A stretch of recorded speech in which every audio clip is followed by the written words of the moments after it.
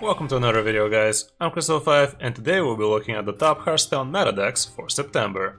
Even though the meta is stable now, the power of the decks shifts daily, so today we will see which are the top dogs for the end of the season and the beginning of the new one. Don't forget to drop a like if you enjoyed the video and subscribe if you want to see more. Now let's get into it. The first deck on the list is yet again Combo Priest. This deck has remained in the top tiers ever since Saviors of Doom came out, so I must include it in this list. Not gonna talk too much about it, since we already did that in the last top 5. After the nerfs, most people dropped the 2 copies of extra arms for cards like Beaming Sidekick, Holy Ripple and even Bwansamdi for that mid-game hand refill. The deck is still very strong and a bit unfair to play against, so if you want to climb some ranks, you might want to put in the hours to master this deck. Be careful though, since I do believe we might see another wave of nerfs or maybe even a Hall of Fame for Divine Spirit in the next 2 weeks. This is the single card that makes this deck so broken and unfair to play against. With it, you can have lethal as soon as turn 4 and your opponent can't really do much about it, and that is why this card is in the danger zone. We did see a second wave of nerfs in the last expansion, so I feel Blizzard will do it again in this expansion too. For the matchups, Hunters are awkward to play against, since you have to be a bit lucky with the secrets. Most Warriors and Warlocks can be a pain, but your worst matchups would be Murloc Shamans and their Overload variant too.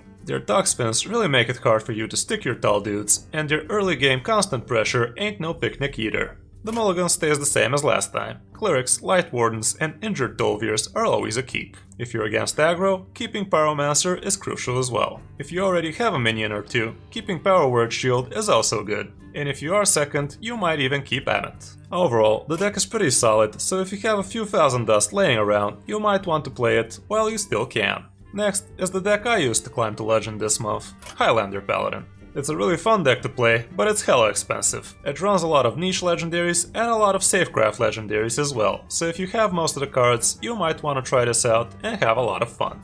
You can definitely replace Tyrion and Octosari, even though they do pretty well in the deck, but they're not crucial by any means. The deck is really awkward to play against, since you have so many possibilities and your opponents will have a hard time playing around everything you can throw at them. The deck has an aggro tokeny feel to it, and the magnetize options you have makes it all that harder to predict. Zephrys will always have something great for you, and an early Finley can do a lot for you as well.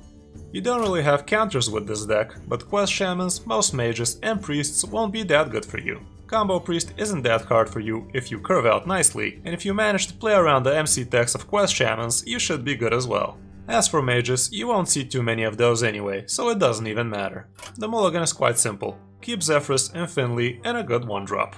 Crystology is always a keep. Sand Wasp is great too, and if you already have a 1-drop, you can even keep Salad's Pride.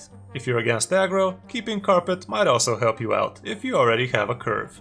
Do I recommend you crafting this deck? Well, it really is too expensive, but if you already have most of the core legendaries, you might want to try it with some budget solutions, instead of the niche legendaries. The games are really fun, and it would be hard for you to get tired of this deck, so it has that going for it, which is nice. Murloc Paladin is still doing pretty well, even though it fell down to tier 2. You can check my last top 5 if you want to see a detailed overview for that deck as well.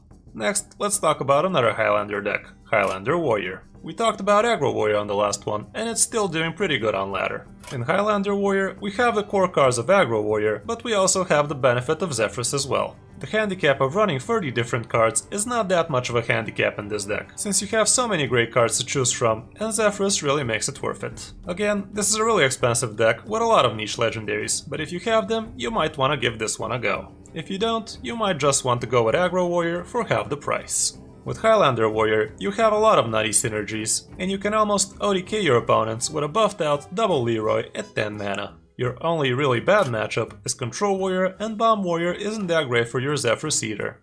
Other than that, anything else is either decent or great for you. For the mulligan, you always want to keep a few of your 1-drops and Zephrys. Amani, Temple and Throttling Berserker are also great for you.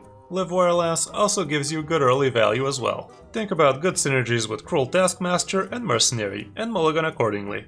Again, this is not a deck I'd advise you to craft right now, since it's very expensive. A lot of people did find success with it in the last few days, but I can't really say if it's gonna stick around, so maybe just keep playing Aggro Warrior instead.